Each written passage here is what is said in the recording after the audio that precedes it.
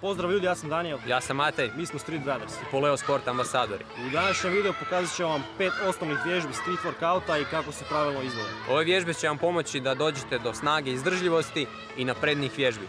Let's go! Jedna od osnovnih vježbi u street workoutu su izgibovi. Radi se tako da se šipka hvata punim hvatom, palac ide ispod šipke, takozvani ptičji hvat. Lopatice se spajaju, dakle ne propadamo u ramenima i glava ispred sebe, gledamo znači ispred sebe i brada ide iznad šipke. To bi trebalo ovako izgledati. Bitno je da se ruke spuštaju do kraja.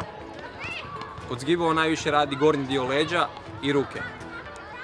Predložili bi za početnike 5 do 10 ponavljanja, a za napredne vježbače od 10 do 20. Sljedeća od osnovnih vježbi su propadanja. Radimo ih tako da su u gornjoj poziciji ruke ispružene i idemo dolje se spuštamo po 90 stupnjeva. Također kad se vraćamo, zaključavamo se u laktovima. Kod ove vježbe ako želimo pogojiti više triceps, nagnemo se prema iza, dakle idemo ravno prema dolje. Ako želimo prednji dio ramena i prsa, malo ćemo se prema naprijed.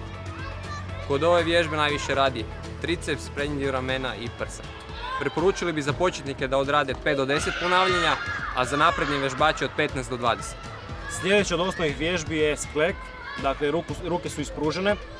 Moramo paziti da ne propademo u ramenima, trup i noge su stisnute, spuštamo se do prsa i vraćamo u početnu poziciju. Kod ove vježbe najviše rade dakle, triceps i prsa. Za početnike bi preporučili da rade od 15 do 30 ponavljanja, a za ove naprednije vježbače od 30 do 50 ponavljanja. Također postoje više varijacija sklekova, kao što su uski hvat. Kod uskog hvata više pogađamo triceps i unutarnji dio prsa. Sljedeća od varijacija je široki hvat. Kod ove vježbe više pogađamo prednji dio ramena i vanjski dio prsa. Sljedeća od osnovnih vježbi je podizanje nogu u L-situ. Vježba se izvodi tako da su ruke ispružene, noge podižemo po 90 stupnjeva i vraćamo ispred sebe. Lakša varijanta ove vježbe je da skrčimo koljena i podižemo po 90 stupnjeva. Od ove vježbe najviše radi core. Za početnike je najbolje da rade od 10 do 15 ponavljanja, a za ove naprednije vježbače od 20 do 30 ponavljanja. Sljedeća od osnovnih vježbi je čučanj.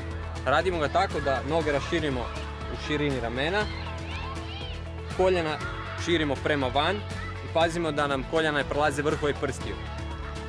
Spuštamo se dolje duboko, ruke su ispred sebe i vraćamo se gore u početnu poziciju. Ovdje najviše radi naravno kvadriceps i gluteus.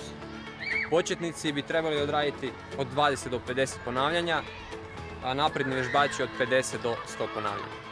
Evo, to bi bilo to za danas. Nadamo se da će vam ove vježbe pomoći da napredujete u svojem treningu. Također nas možete pratiti na našem YouTube kanalu Street Brothers i na svim ostalim društvenim mrežama. I vidimo se u sljedećem videu. Pozdrav!